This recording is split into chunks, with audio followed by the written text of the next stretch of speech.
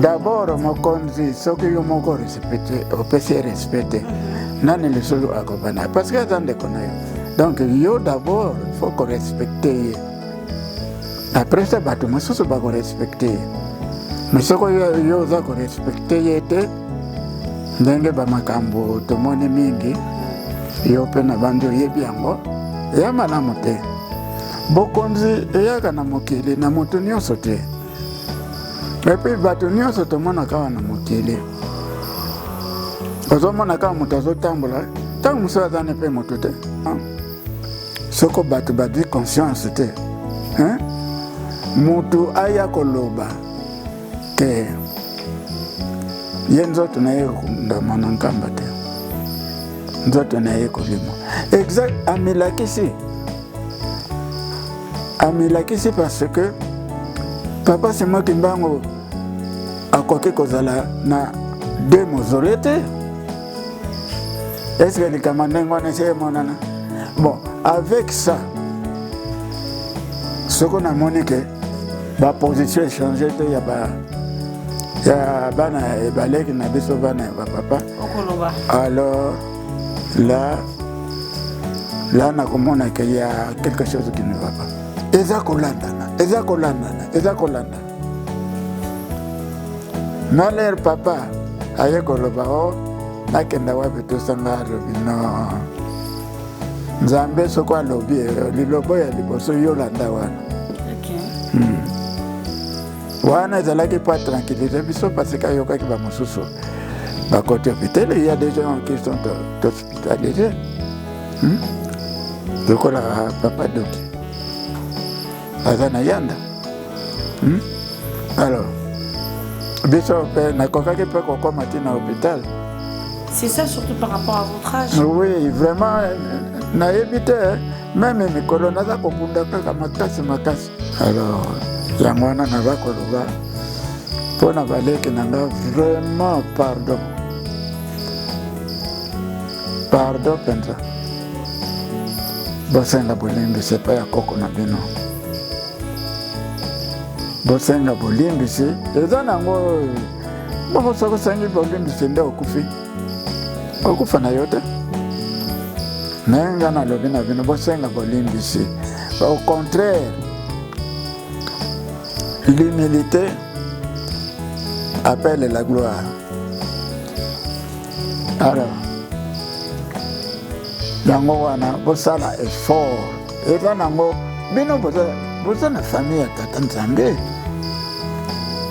Ce n'est pas pour rien que bobotama kuna.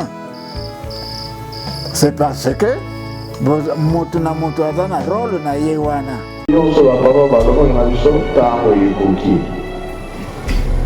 biso sikoyo tomipesa na makambo misato bolingo mipengo mpo ya ntango ekoki amempe alobaki akolingisa mokili ntango wana oyo ezali te maloba nyonso papa alobaki eza kokoka 100 ans ekobota makambo ebele keke nyonso komona yo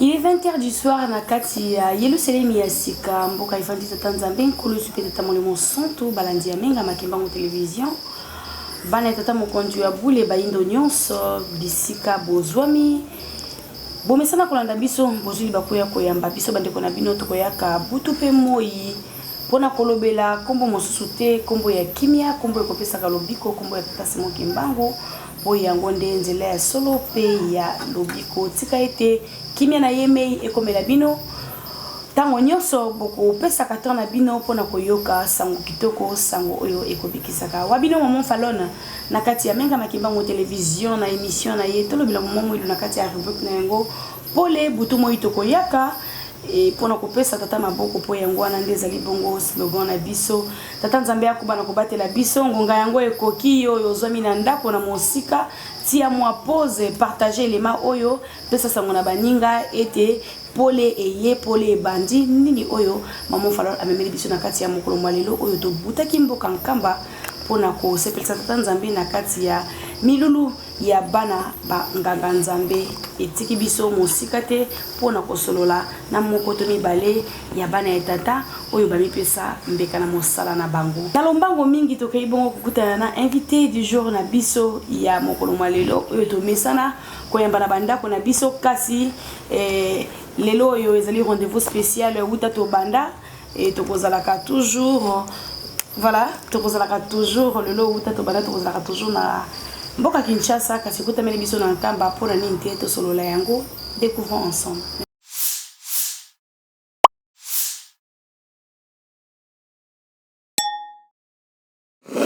Merci beaucoup très chers internautes fidèles de Menga Makimbango télévision.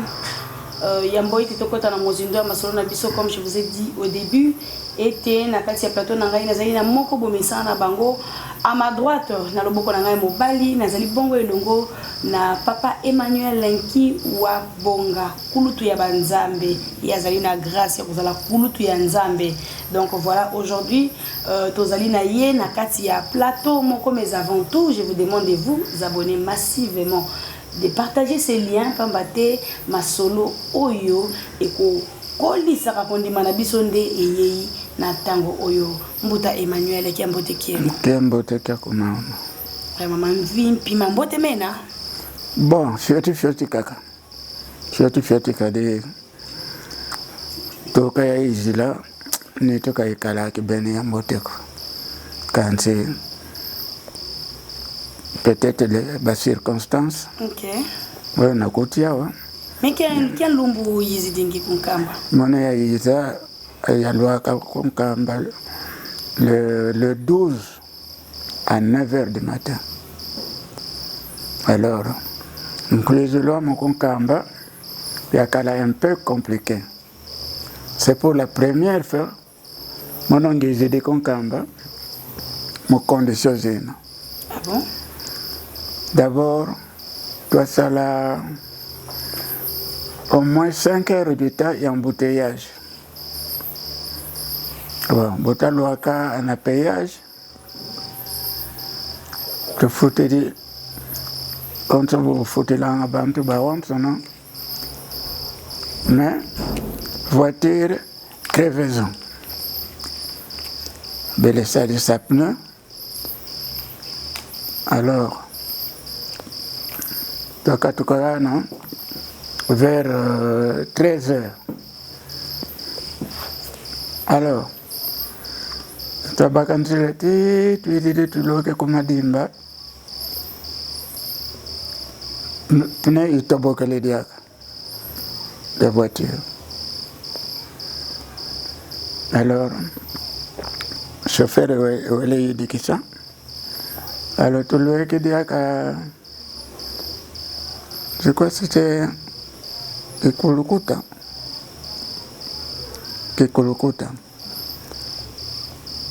Non, il t'a beaucoup le diacre. Oh, qui m'a envoyé? Alors, mon avocat, trop c'est trop. Alors, il y a Thomas Das, quoi, chauffeur. Chauffeur, quand c'est voiture en caca. Il m'a dit que Kokisanto, mbaki de diaka, automobile en kaka, ti loma, ya loaka koloma, mo 15 heures. Quand c'est qu'on a loma, kwa kalango kane kam jeep mosiko. OK. Alors, vient mon avocat, je dois faire tout pour arriver en Kamba. Alors, il y a mon camion aussi. Voilà, il y a un data qui est en Kamba. Mais, mon cousin, je voulais y a nene ya kala le 11.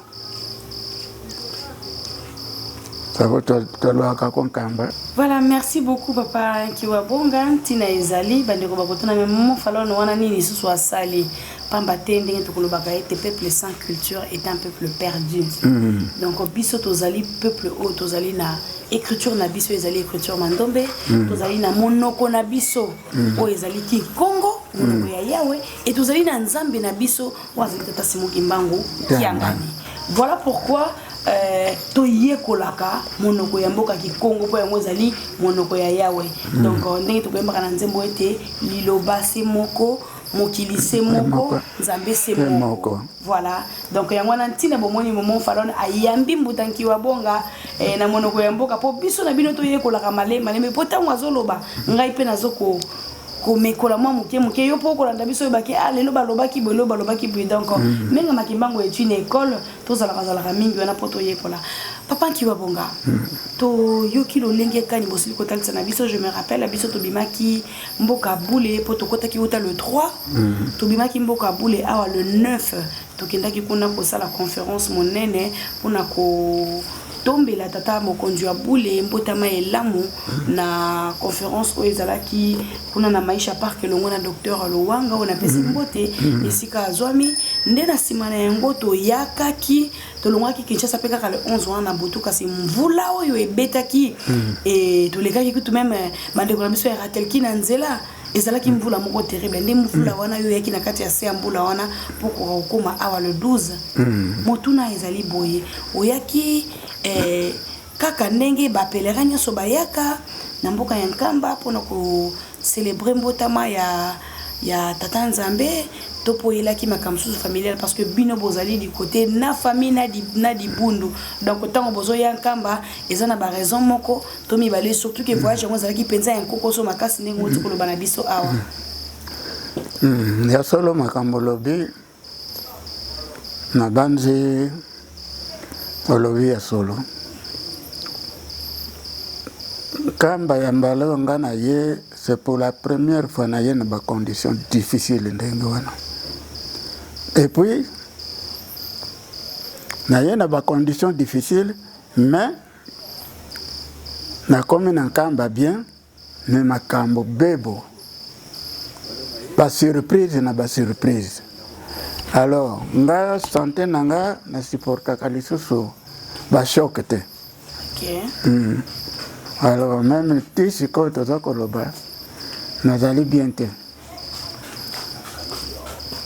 Alors pokoma na komaki tokutanaki na papa Simon Kimbangu Kiangani mais na libanda utaki na bureau et puis alinga donga pa kota na JP yaki kozoye mais amoninga de loin akiti na JP abenginga un Dieu humble na monaki abenginga ngako tunakanisa kazo benga mutu musumu ndetali ti soda moko atakiona lobi yaka papa zo benga yo na kiwana amone kaka ye atuninga ozozonga lelo abengi deja rouge ndalo papa minga na ye kaka le 12 nozonga lelo ndenge nini wana zaki bale dans le 13 je crois nadonga ndenge nini ya lobi bon ça va comme kozonga te ngai na ke ngombe ngapi na yebaki te pourquoi zoke na ngombe na yebaki kaka ke akina ndako na résidence privée na ye. OK. Alors quelques jours après encore, je crois 2 jours après encore, la question de ngombe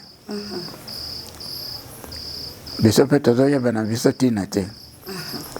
Dans l'entretemps tant na yaki na zaki déjà na sombaki déjà fleur d'anniversaire pour na pesa papa Simon Kimbangu Kiangani pour le kola na kokisaki 81 ans na nganki de fleur wana ya renouvellement d'alliance. Voilà. Alors nzambe yoroke fleur wana sia bomisaki makamuna ngomosusu na sombi fleur wana na ke kopesa na espèce ba pesinga jeton. Alors nayoka je crois le 14 hein Mais papa qui va bon et que procédure na bino et c'est pel saranga makasi hein. Bien que ozali kulutu ya nzambe. Mais olandi procédure. Na yo ki olandi olobi penda ki osombi fleur. Ok kopesa na espèce ba pesi au jeton. Nzoka nde na bato mosusu ndenge bayaka nkamba na bonzoto leke baya na molimo atali boye akoki kokende mbala moko alekani te nga na kogarde frère na ngati moko longo na yene akopesa kasi olandi procédure papa ki wabonga. Ah oui.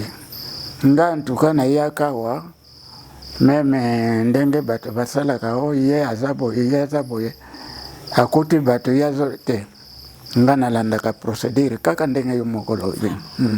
Papa soko abengi nga ye moko nakeye. Nalandaka procédure. D'abord mokonzi soki yo moko respecte opesi respecte nani le solo akobana parce que azande konayo. Donc yo d'abord faut qu'on respecte ye. Après ça bato mosusu ba ko respecter.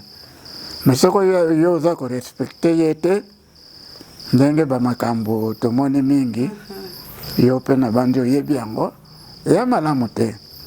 Bokonzi eyaka na mokili na moto nyonso te. Epi bato nyonso tomona kawa na mokili.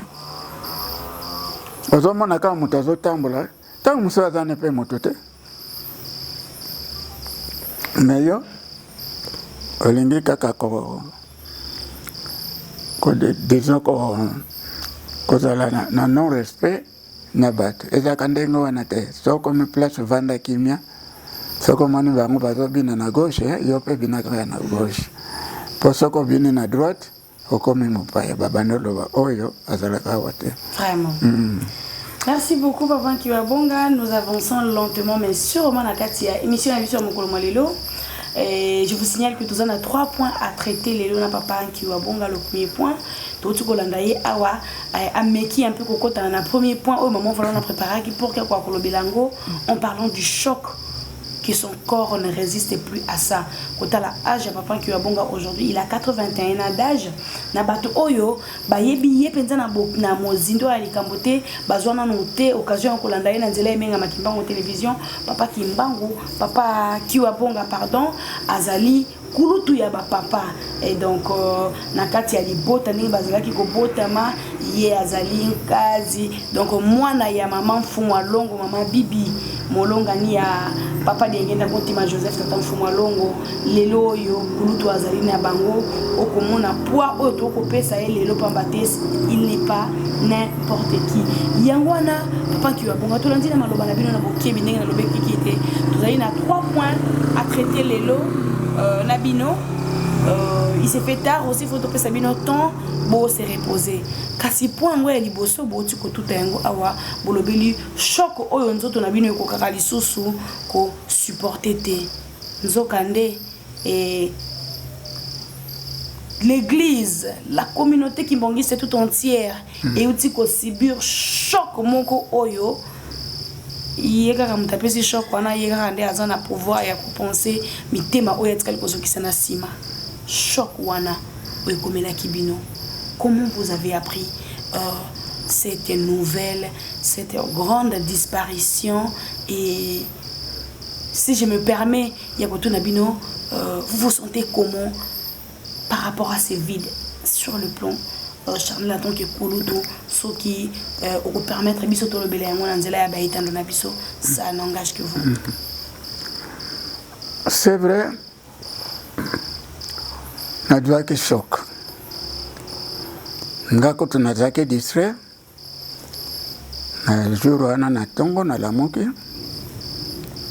na yebaki na ngelo côté na moni mama moko awa tobandaka alobi papa oyoki ke papa rige na kofi oyebi tension mati makolo nanga elembi na zongi na chambre na lalaka na laliti na poko ce qui fait même réveillon na ngombe kinsuka nakendaki te nzoto ezalaki kaka malamu te Alors, maintenant, corps, les rayés, d'autres salines, moi, mouke, maintenant, c'est forcé. Talaka na bangombo yo. Avec cet âge, même quand on est malade, c'est vraiment difficile. Très difficile. Alors, jour où le corps battu qui n'a pas comme na kei na SPC. Là, le vino va passer en fleur. Jeton en qui numéro 13. Na donc si jeton, va passer en fleur. Na église. Na quelque s'incliner. Na ti fleur wana qui pour renouveler alliance par rapport à 80 ans d'âge na yo yango ko déposer na ton nani na ko se recueillir na ngoma na pona ndekole ki na yo mobali. Exactement. Alors na se recueillir na déposer fleur mais na dalaki kaka bien te même ti sikoyo nazomona ifo penda le na kozonga Kinshasa no salsa d'examen naza kaka bien te. Alors donc c'est ça, même réveillon ezalaki na ngombe kinsuka nakendaki te ndoto yaki kaka makasi te soko motuka nakokaki kokende me na makolo nakokaki te na mekaki na bima me naza komona ka neti mokili ezosalaka boye ezobalanse. Alors nakendeki te. C'est ça le problème on akutani nango. Donc koya na ngai makambo nakomi na mbanza makambo makambo matangeleki papa lisusu aye koningisa makambo na ye. On va arriver là, papa Kiwabonga, on va arriver là. Ceci n'est pas là qui a payé vraiment Ndengue Sangoya, papa José, papa Regen, présent pour les intimes, Ndengue Kanye, écoutez la Kyo, et surtout écoutez Kyo, Awalamboka ya boulé, donc ils ont qui facilité Oyo. Tokoloba ete mitema na biso ezali kaka na kati na kolela kasi elongona tata kimbango to éviter la victoire est certaine kaka ndenge na lobaka yango pe ndenge na ko lemba te koloba yango un prince divin a rejoint le ciel pour préparer la bataille finale. Donc fidèles internautes très chers Kimbongistes to bongisa to mi bongisa to bongisa la fin est proche. Mwana moto wa kotea kaina masa c'est papa Kiwabonga. Lelo yo menga makimbango tozongi susu na ngambo na bino kasi awa na beaucoup d'animaux spécial na mboka ya boulé kamba to mesana ko sola na Kinshasa lelo tokuta na nkamba maman fala na kozala mingi na sima ya information ko yeba awe lobinini to kolanda ka vrai papa Kiwabonga faut préciser yango parce que les équipes maloba et attention nzila awa na utilisation abusive il y a réseaux sociaux. Donc yo mona tata kimbango olandaka nini sur internet olandaka n'importe quoi olandaka bayo ti lelo bazoko rêver nanu banabite bazoko luka nzamba uta na mpanga to uta na dungi nzoka nde bafanda kina nzambe baliaki na ekasi bayibi zalaka lokola mwana oyo azala tata na mama na ndako kasi mwana mwasi je précise bien ma ebe sikante ta fufuza la raté et mwana wana eskena so kende na bala kozala bien te donc boli bisa biso parce que ngonga oyo balobi soki to lobeli ya biso te soki to kumisi ya biso te soki to bateli ya biso te nani ya ko batela biso devoir yanga ina Kimbongi c'est ezali ko promouvoir nos valeurs oyo ezaki légué pa ya pa nos chers papas. Protégeons cette église, s'il vous plaît. Bino ba bolanda biso bino ba internaute ba pandisango. Tout ça la maramba kitoko. Pourquoi je dis ça? Papa Kiwabonga kaka sur les mêmes plateaux de Menga Makimbango télévision. Au salaki interpellation na ba frère na yo oyo bazali na ngambo ya Monkoto, ngambo ya investis comme on l'a dit. Ba papa na biso na ngambo ba interpella ki bango na tina ya prise ya conscience na likambo oyo ekoyela bino d'abord na libota po tolobela nano libundu te parce que lingomba ezali na mibeko na yango soki balobi soki obimi libanda esengeli okula omata okita kutke okokula po eza mibeko ya lingomba basentelama je crois na basekoki okokula mais na kati ya famille koyo kambo ekomela bino après 22 ans de séparation likambo ekoya papa qui wa bonga olekaki kaka na même plateau pour nous interpeller bandeko na yo. Et voilà que na bonne utilisation je suis tombé sur un message, je vais demander na caméraman ou na sima a ko balancer les biso message on a papa qui wa bonga où on l'entend interpeller encore une seconde fois ses frères. Papa qui wa bonga.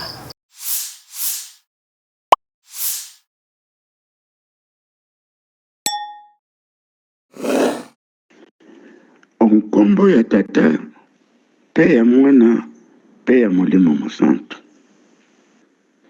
bandeko na nga baleki na ngai bana ya bapapa ngai papa Nkiwa Bonga Emmanuel nazali ko interpeller bino encore pour une deuxième fois pour liboso nasalaki yango na video sikoyo nasali yango na audio baleki na ngai ntango esi ekoki basini de temps nyonso eza kolakisa ya solo bozali bato biso nyonso tozali bato me bato mosusu na mokili bazalaka bato te. Papa Simon Kimbangu Kiandani ye wana nde Papa Simon Kimbangu ya 1921 ko tobengaka ya liputa tala lelo yo Papa Simon Kimbangu Kiandani amibimisi me amibimisi na tomini ya kanda parce que biso bato tozali na libota na ye tozali kondimela ye te yango wana amibimisi na kanda bandeko tosenga bolimbisi. Papa Simon Kimbangu Kiangani ye wana Papa Simon Kimbangu ya 20 ye koko na bino baleki na lolendo futaka nango te. Lelo ngai nazali koyebisa bino bosorganize bosenga bolimbisi po ye azali Papa Simon Kimbangu ya 21 akoki kozala na bamozole mibale te. Amibimisi ke ye akokundama na nkamba te akorejoindre kaka nzoto na ye ezali na kati ya mozole yango wana bo profite na opportunité oyo bosenga bolimbisi lolendo efutaka te baleki na ngai lolendo efutaka te ngai likambo oyo ekuti ngai na nkamba ebimisi nga mai na miso tension nanga kote mataki nazokoka kotambola lisusu te baleki na ngai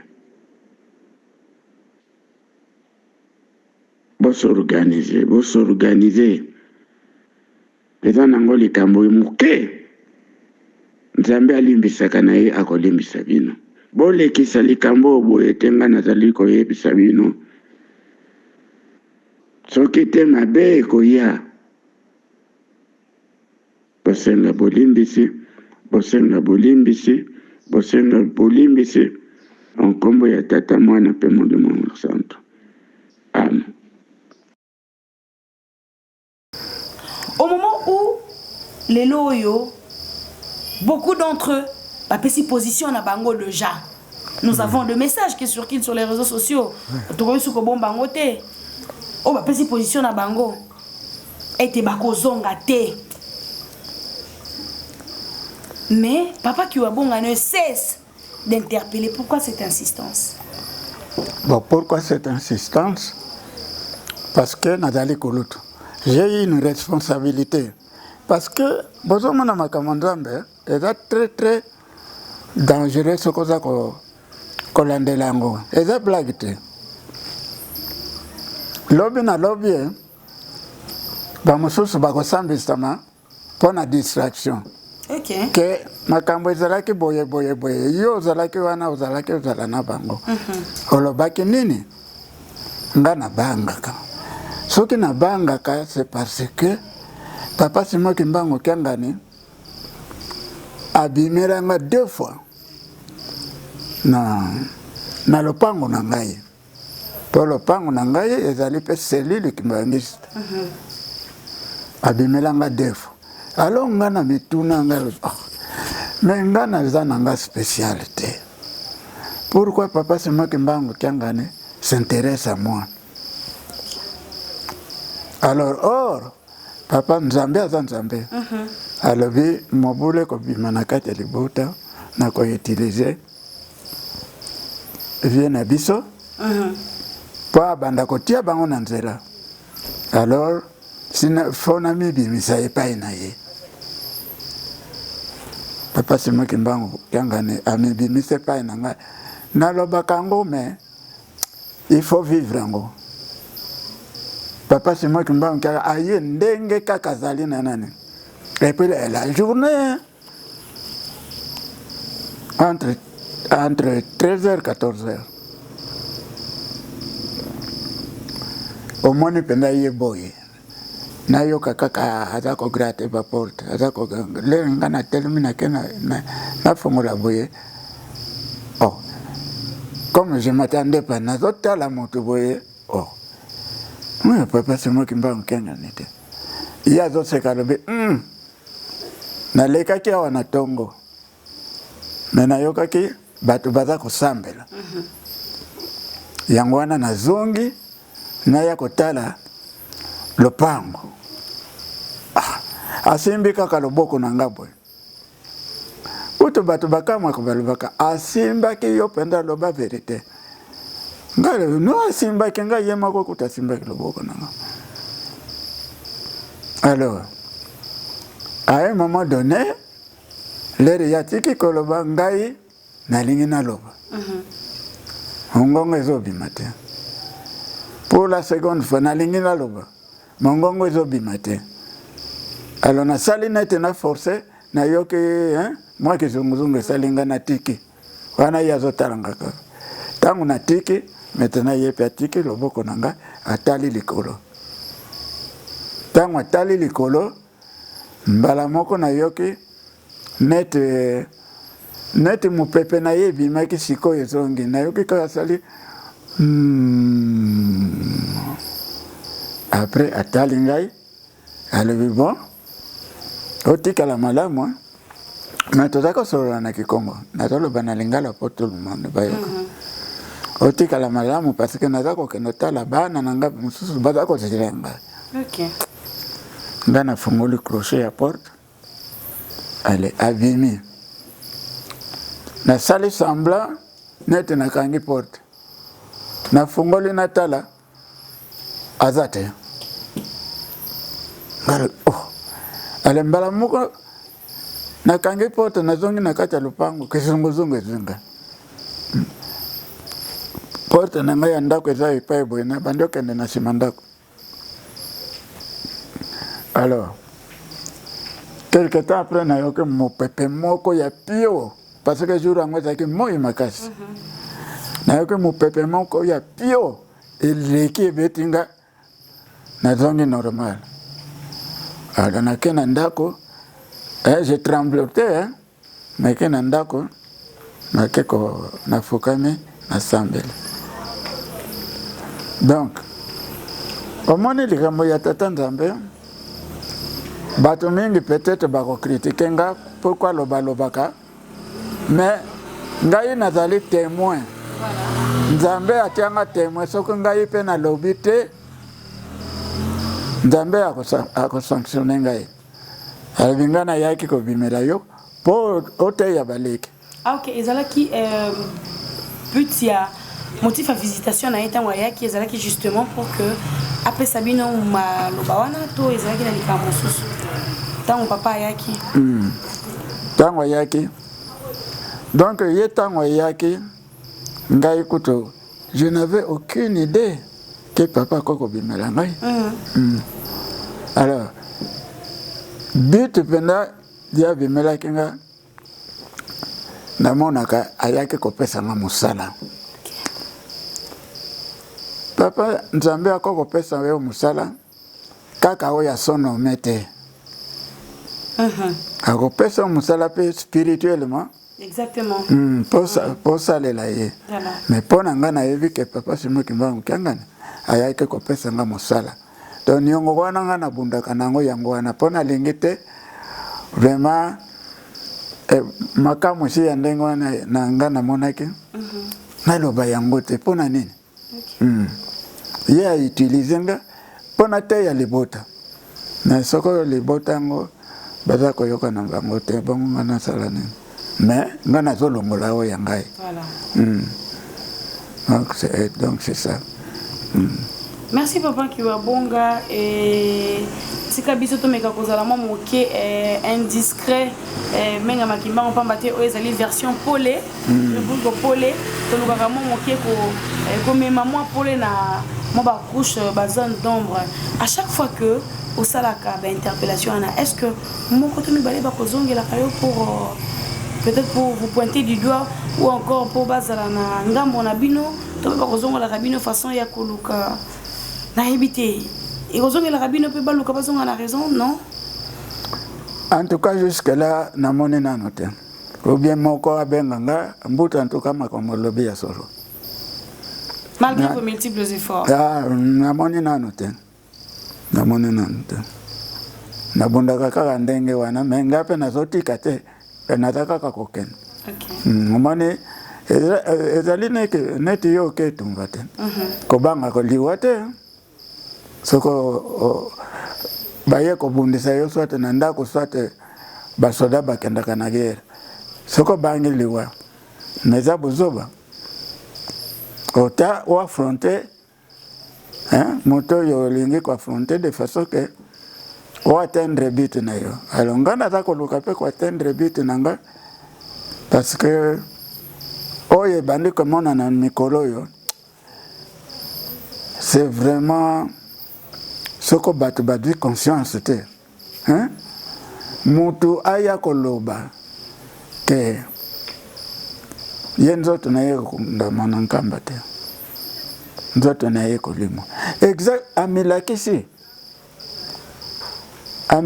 parce que papa Simoki Mbangu akoki kozala na deux mausolées te. Est-ce que les commandants ont essayé monana? Bon, avec ça, ce qu'on a moniqué, la position changée, il y a bana et balé qui n'a pas bana et papa. Alors là, on a compris qu'il y a quelque chose qui ne va pas. Merci Papa Kiwabonga, merci à vous fidèles, très chers abonnés de Venga Makimbango, bino bay bolanda biso butu moi. Tozali ko beta c'était pambate ndenge to lobi to ko batela biso 2025 yango plus que un mois auto tsali po to ko silisa mobu oyo ya 2024 au peto ko lobela été et bana Israël to siliko bimana boumbu 2024 a to ko 2025 to ko kota na mboka elaka parce que yango ande papa ili silaki biso to bandeli ya 0 a boy to ko kota na mboka elaka ngai na opposition nini to zali na yango. Rendez-vous le mois de mai pour la kati ya Congo Brazzaville na palais des congrès nakati ya Jejeki Festival de la musique na mois de mai du 17 du 15 16 au 17 mai. Rendez-vous à ces moko Jeja toujours en avant. Biso na bino tokozala wana yango wana bino ba bozali na mokili momba ko la large diffusion pour na ko promouvoir ezali musique na biso peli susu tali ko continuer ko boka ba fleur na oski orchestre symphonique qui mbongiste pour na centre culturel à quoi se produire na 2025 toujours tout au début donc biso menga makimbangu tozali wana pour na ko pesa maboko na o etali likambo ya tata Nzambe. Papa Kiwabonga, nous revenons à vous. Toyoki, c'était le 3 novembre. Ah, Papa Kiwabonga. Kosela Nzambe za kitoko. Kasi Nzambe na biso maramba ko sala biso soko za na ko sikila te zali pasi. La date est gravée le 19 novembre o etikali na kati na bomo inango na komila ki liboma na zikida na zumo tukole na mataipene na kenzela elenge sa na saki na ngana kifunda na ngai ba épice poni na zolo ba metata oyo tata kimbango atikela ki ngai bisi ngai ma pasteur ya yo na ya nzoto na ya molimo pa na ngali susu tebo kende kuna papa José mais na yoka ki lokola les cieux me tomber dessus wana ezali ya liboso. Et tout les cas, comme le 3 novembre, pardon, le 19 octobre, tout comme le 3 novembre, Nakatia Temple, chef de service que je suis, parce qu'il faut que ça grade Nakatia Lingoma. Ah oui. Chef de service de la presse qui. Tu le mérites aussi. Information UPN que je suis, Nakatia Moussa Toko Sala. Non, je me rappelle tout ça qui est centre d'accueil, le baptême. Voilà, c'était le baptême. Bakoyamba Bana, téléphone et Lili. Téléphone et l'équipe parce que tu as toujours, tu entretiendras toujours des très bonnes relations avec nos confrères de la Ratel qui presque une kamba et tout. Message est côté local là. Nabi nini lisusu. Na yoka papa mais fala ki mi mabele funga mana nabite qui suis-je mon adinda kaka na kende pona moni c'est que tozo yokate. En réalité, c'est ça. C'est ça. Tozo yokate, tozo landanzambete, tozo ko se permettre et kokomisa wazali nzambe kokomisa emutu. Bien sûr, dans la dimension na 100% homme. Mais c'est pas à nous ya koluka ko pesa e ba attribution o esengélité. Papa Kiwabonga, les prononcés de papa na Saint-Temple de Kamba le 3 novembre 2024. Choc à Liboso le 19 aux yeux yango et sous na choc à mi balé oyo qui les prononcer des papa Kiwabonga amitié Kiwapina wana c'est-à-dire yo wana nazalaki na kati ndako ensemble lera lobaki Liboso oh masalaki neti na yoki malamu te ndi zonimba voilà soko nimba te za tombola musapi. Oh, namoni pe bato babanene tobeti maboko me ya malembe boy siko papa ye moko alobi oh me maboko ebetami makasi te ale tobeti kaka ndenge wana me biso nyonso toza kotalana effectivement ngai vraiment naza kosupporte so bachoki lere mama moko azalaki pembeni na nga bandi kolela nga natali boye nalobi c'est fini papa kenda wapi papa simoki mbango kenga nakenda mais donc nazalaki wana meme na lere tobimaki libanda wana nazalaki nanga susu motu te nasilisaki kutu kiriti te nake malembe nake ozwa moto nazongi na ndako na ye kolala. Donc namoni ke yango makambo ngo ndenge nini oyo eza kolandana na ler papa aye koloba o nakenda wapi tosanga alobi no Nzambe soko alobi lilobo ya liboso yolanda wana wana ezalaki pas tranquillité biso parce que yokaki ba mosusu bah, côté hôpital, il y a des gens qui sont hospitalisés. Donc, la papa Doki. Azana Yanda. Alors, biso na kokaki pe koko matina hôpital. C'est ça surtout par rapport à votre âge. Oui, vraiment, naïbité, même mes colonnes, kobunda kaka makasi. Yangwana, au moins, naza kolingana pesa nano papa fleur naye là qu'il y a un anniversaire, il y a renouvellement, il y a alliance pour nalandanzela Kinshasa nakende. Nakende ça il s'appelle examen. Mais franchement, je me sens pas bien. Je me sens pas. Donc maïman so mazali koleka yangona ezoko animer papa qui wa bonga et à continuer toujours ko interpeller baleki oyaye par rapport à likambo pamba te souci ezali moko tazanga na nkembo, n'est-ce pas? Exactement. Mais nalingi bango mingi.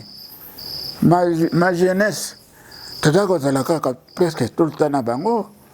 Papa zakowana papa kiangani papa simo kiangani.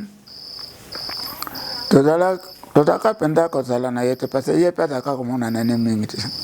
Mais so kutane na ye akopeso donc ozomona ke moto moko bozo solo la casinette bozo solo la te. Pas comme le zoo. Alors yopo okomona pe oza ko s'intéresser na yete parce que donc nzambe aza ko sala kaka boy. Mais tozalaka na biso kozala zala baleki bayebi ngai ngape na yebi bango soko ngana lobaka boye toyebani. Po nazaki kozala na bango yango wana naza kosenga bango boye. Franchement baleki na ngai papa Simo Kimbangu Kiangani azali nzambe mon centre. Ye wana papa Simo il y a 21. Botika na bino koluka soko nini la petite bête non. Bosenga bolimbi sinaza kosenga. Nazo loba na papa pona kaka bana ya 26 te. Ezala même na 3 égale 1. Bandeko na ye bakoki pe kosenga bolimbi. Parce que na monike bayebaki ye malamu te sikoyo ye aye komibimisa me na to nini nakanda nakanda parce que amonike boza kotosa te boza koyoka te amibimisi sikoyo bon sikoyo moto alobi ke ngai nakokundama na nkamba te mais nzoto na ngai kolimwa. C'est quoi ça? Nene sasa le likama ndenge wana emona na wapi jangwana ngai naza kosenga omane tango papa jangenda lingika kende aresevaki bana bapapa nyonso balalaka na mabele boye après papa zakwazaki parole. Voilà. Esika wapi abengaki tata Kimbangu l'homme de Sodome. Voilà. Alors nalingi basala ndenge wana na papa Simo Kimbangu Kiangani soko basali eloko ndenge wana nzambe motema ekokita so basali eloko ndenge wana parce que siko ya laksi bango ke ye papa Simo Kimbangu ya 1921 alors eloko nini société kali chose qu'il n'admet pas. Oyo bakolinga koyoka te. Tozokende. Tozozonga nsima te. Tozakokende. Babiloko lokola mbongo banini. Bango bazali babotama déjà riche bango nyonso. Po bazali makila ya Kimbangu. Exactement. Voilà. Mutu moko alalaka nzala kuna za te. Bango nyonso bazali bien. Alors, ceux qui bazali bien, pona kombo ya nani? Ya papa Simo Kimbangu. À travers papa Simo Kimbangu, na boye siko na boye na ye ya misato. Ayeko bakisa Kiangani, c'est-à-dire eloko ya bato ekendaka epa mususu te. ezali yangani. Mais malgré tout ça, on cherche toujours la petite bête. Mais c'est bête aussi. Ouais. Vraiment, papa Kiwabonga, to sepeli mingi, na mokolo malelo, ndenge to kolobaka butu moyi, yakoya, na liboso na bino ba ebokola na biso, c'est public merveilleux, ba kotala biso ba mos epai na epai, bozali ebele.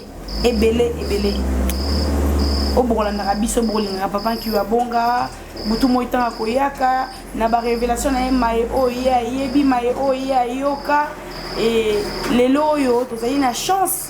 Il y a des gens na ebele bambulo ya zali na yango kasi tozali na ye elongo yangwana toko lemba te ko profiter, n'est-ce pas, na grâce au Nzambe apesi biso à chaque fois qu'on a besoin de lui aba maboko neza ka kofunga mpona ko yamba menga makimbango.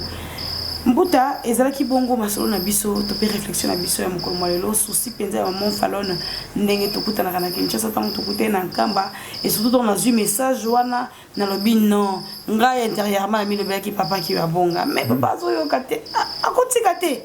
Mais voilà que lelo bo tu kopesa biso des vraies raisons o bozo kotikela te et ndenge to lobi te toza tozali na ngambo na bino pona nini kotala kaka lutte au bozali kosala eza na cause moko très juste.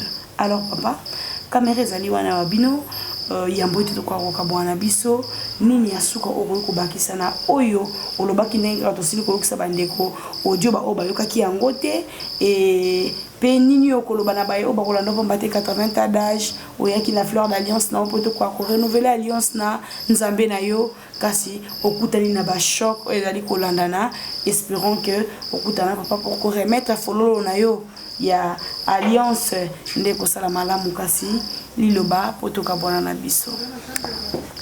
Oui, c'est-à-dire fleur eza nanga déjà ya papa na sena sombaki mususu eza na SPC nazali pe na jeton nanga déjà. Okay. Sikoyo naza koluka tokutana na papa mais yo moko yebi papa eza na misala ebele. Exactement. Ayambi nga nano te mais déjà basi ba enregistrer ngai. Donc soko kaka yambi ngai nde natiki Nkamba. Mais déjà hier asia libéré nga déjà. Ça fait il y a presque plus d'une semaine à libérer nga. Mais nakoki kokende te sans que napesa fleur wana. Po fleur wana ezali na likamo munene. Parce que comment voulez-vous nasomba kaka fleur liboso libela alors que l'air n'a commis likambo ya liwa ekoyi. C'est-à-dire Nzambe a travaillé kinga déjà somba fleur même déjà fleur na yo. Donc biso yo Nzambe pe a travaillé kana biso muke. Ata tozali na biso bata masumu mais tozokota etumbango pokola tozokota etumbango Nzambe pe akoki kobosa na biso te na bambolo atakomi nango totikali na biso na mikolo mingi te. Alors fo nasalela Nzambe na ngai vérité sur vérité. Nzambe alakisinga ke ya Nzambe abimelinga déjà 2 fois makambo ebele asala epai na ngai.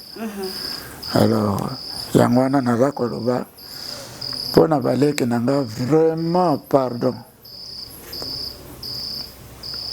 penza bosenga bolimbisi epai ya koko na bino. Bosenga bolimbisi eza nango bongo soko sengi bolimbisi nde okufa na yo te. Mais nga nalobi na bino bosenga bolimbisi Au contraire, l'humilité appelle la gloire. Alors,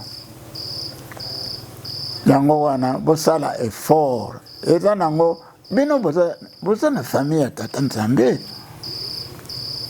Ce n'est pas pour rien que bobotama kuna.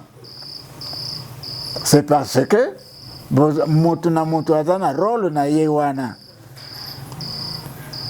Eza te que papa Simaki Mbango Kiangani lokola azali Nzambe ke akozala na bato awa basalaka na papa Mbenzo. Omoni quelle humilité papa Mbenzo apesaka papa.